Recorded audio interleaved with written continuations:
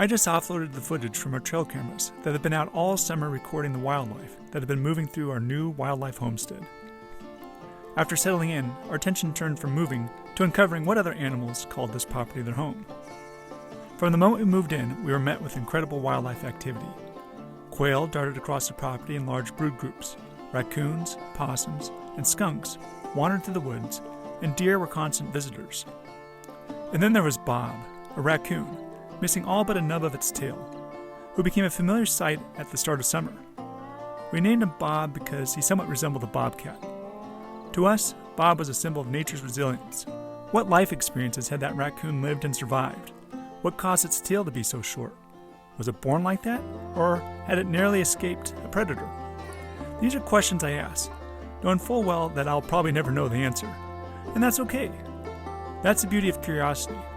Sometimes it's the questions we can't answer that keeps us thinking, imagining, and learning.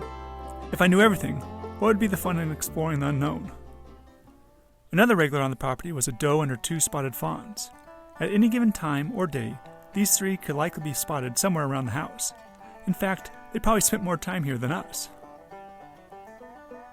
Mule deer are a familiar sight in the Sierra Nevada and surrounding foothills, often seen grazing at dawn or dusk in meadows or on brushy slopes.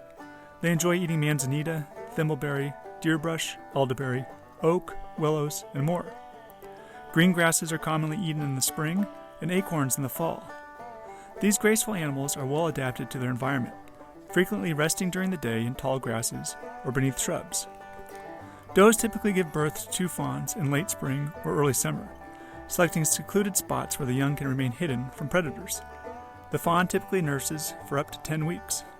During the first few weeks of life, fawns nurse frequently, up to several times a day, since they're entirely dependent on their mother's milk for nourishment.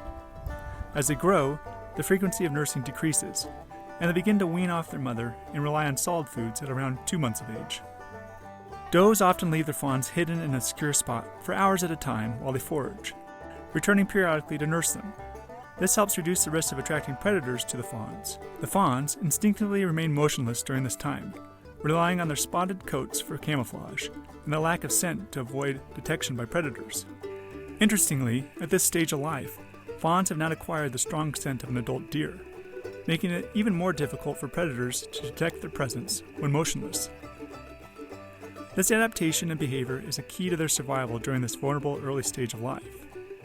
Throughout the summer and fall, they stay close to their mothers, learning to navigate the challenges of survival, from finding food to avoiding predators like mountain lions, coyotes, and bears. The doe's vigilance, combined with the fawn's instinctive behavior, helps them endure the harsh realities of life in the wild. This became even more apparent to me one morning, midsummer, when I saw the mother chasing off a coyote that was expressing a little bit too much interest in one of her fawns. I want to see if I could get this. I just saw a doe chasing a coyote. I don't know if it was going after the fawn or what. Let's see if I can get a glimpse of it. It was kind of wild. It was the opposite of what I was expecting. I was expecting the coyote to be chasing the doe, but I gotta imagine it was going after the fawn or something.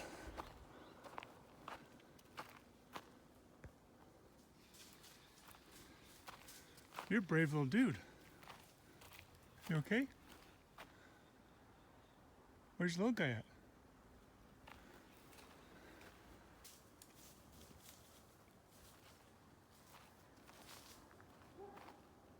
Where'd the coyote go?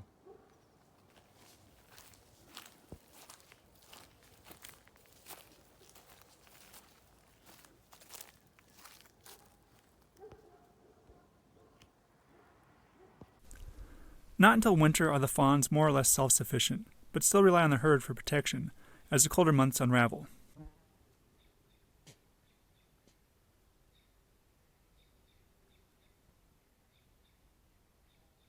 Once again, the realities of life in the wild reminded me of nature's fragility. On another morning, while on a run just up the road, I spotted a doe with a broken leg with her 2 fawns. It was an amazing sight to see the doe leap over a waist-high fence with only 3 legs, her front left leg dangling along for the ride. Even so, it seemed unfazed by this misfortune. I feared that these were our regular trio from our home. With an injury such as this, I couldn't imagine the doe surviving very much longer, and would likely succumb to the ever-present and stealthy attack of a mountain lion. the inevitable survival of the fittest, circle of life, manifesting right in my own yard. What would become of these three? Our trail cameras revealed even more of the land's hidden residents. A gray fox slipping through the underbrush, a possum sniffing the night's air, and a coyote on their nightly rounds.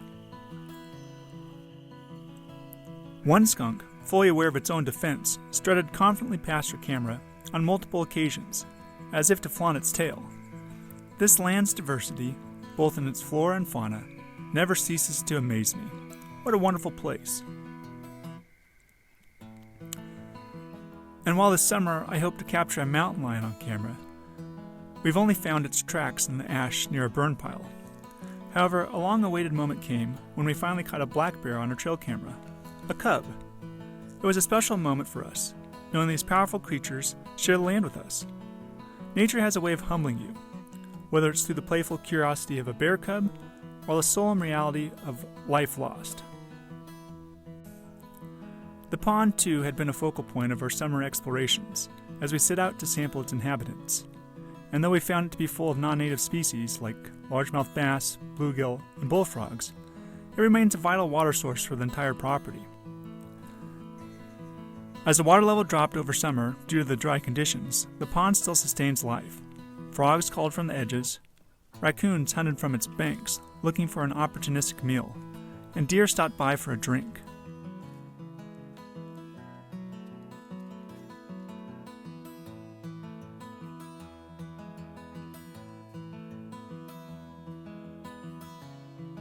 A family of mallards also called this pond their home, raising a brood of ducklings this summer.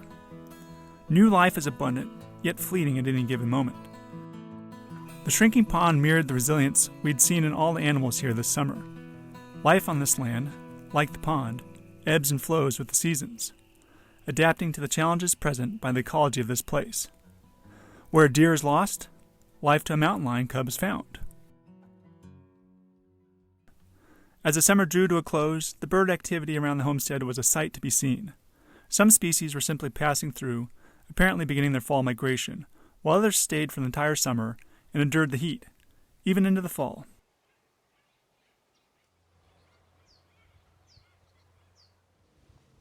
We've seen firsthand how the sweltering summer and dry conditions have challenged every creature, from the smallest insect to the largest mammal.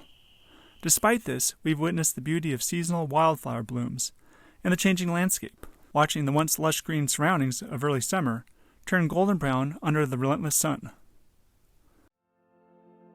Looking ahead to the fall, we're excited to create a bird sanctuary as part of our efforts to enhance the habitat of the property. This will be a place for both migrants and residents to rest and thrive. It's our way of earth-keeping and giving to this land, ensuring that it remains healthy during our time as stewards here. Stewardship isn't just about protection, it's about nurturing the earth and all its inhabitants, human and animals. And as for our trio of deer, how did they fare this summer?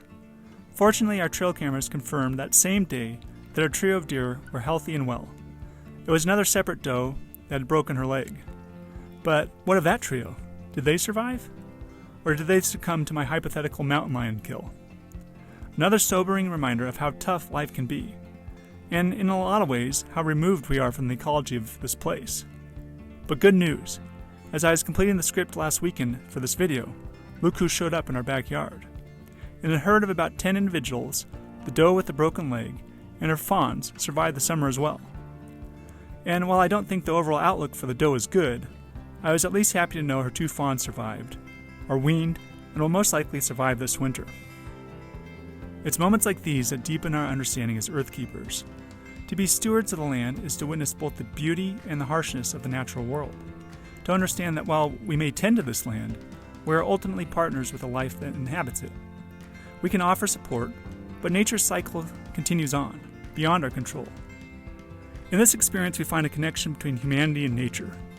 It's a reminder that as stewards of the earth, we are both part of its beauty and bound by its challenges. The land shapes us as much as we shape it. And it's in this relationship where our responsibility lies, to care for it, to learn from it, and to walk humbly alongside it as part of its ecology.